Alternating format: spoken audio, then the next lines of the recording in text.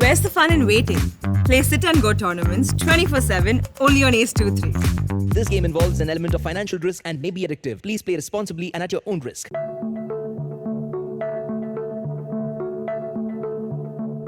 देश में जानलेवा कोरोना वायरस का प्रकोप अभी भी बरकरार है। देश में अभी भी बड़ी संख्या में मौतें हो रही है। पिछले 24 घंटे में कोरोना वायरस के 12,729 नए मामले सामने आए हैं। वहीं 221 लोगों की मौत हो गई है, जिसके बाद अब तक मरने वाले लोगों की संख्या 4,49,873 हो गई है। अगर सक्रिय मामलों की बात करें तो देश में फिलहाल कुल 1,48,922 एक्टिव केस हैं, जो कुल मामलों का 0.43% है। अब तक इस बीमारी से 3,37,24,959 लोग ठीक हो चुके हैं। पिछले 24 घंटे में कुल 12,165 मरीज ठीक हुए हैं। देश में रिकवरी रेट 98.23% दर्ज की गई है, जो मार्च 2020 के बाद से सबसे ज्यादा है। वीकली पॉजिटिविटी रेट 1.25% है। ये पिछले 42 दिनों से 2% के नीचे बना हुआ है। डेली पॉजिटिविटी रेट 1.90% पर है, जो पिछले 32 दिनों से 2% से कम बनी हुई है। देश में कोरोना वैक्सीनेशन की बात करें तो कल 5,65,276 वैक्सीन की डोज दी गई, जिसके बाद कुल वैक्सीनेशन का आंकड़ा 107,70,46,116 पर पहुंच गया है। भारत में कोरोना के 100 करोड़ से ज्यादा वैक्सीन की डोज दी जा चुकी है, लेकिन अभी भी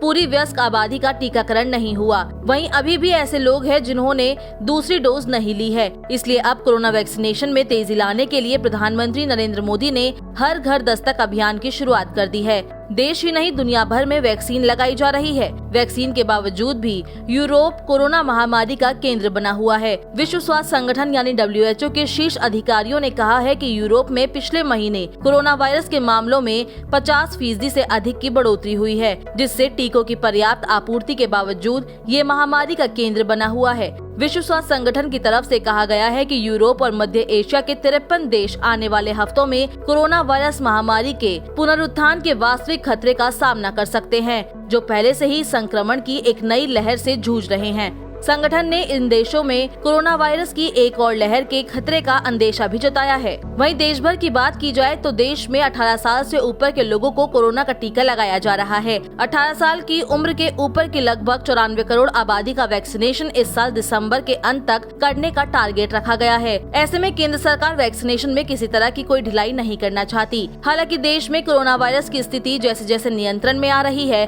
उसका सीधा असर अब बाजारों में भी दिखाई पड़ रहा है। त्योहारी सीजन में लोगों की भीड़ खरीदारी के लिए उमड़ रही है। दिल्ली हो या मुंबई, कोलकाता हो या कानपुर, हर छोटे शहर में लोग त्योहारों के चलते बाजारों में पहुंच रहे हैं, जिसके कारण सोशल डिस्टेंसिंग और कोरोना के नियमों का उल्लंघन किया जा रहा है। कोरोना के पहले फेज और दूसरे फेज की चिंता किए बगैर ही लोग सड़कों पर बिना मास्क और सोशल डिस्टेंसिंग का उल्लंघन करते हुए दिखाई दे रहे हैं। ये तस्वीरें काफी चिंताजनक है। इन्हें देखने के बाद ऐसा लग रहा है जैसे हम कोरोना को खुद ही निमंत्रण दे रहे हैं।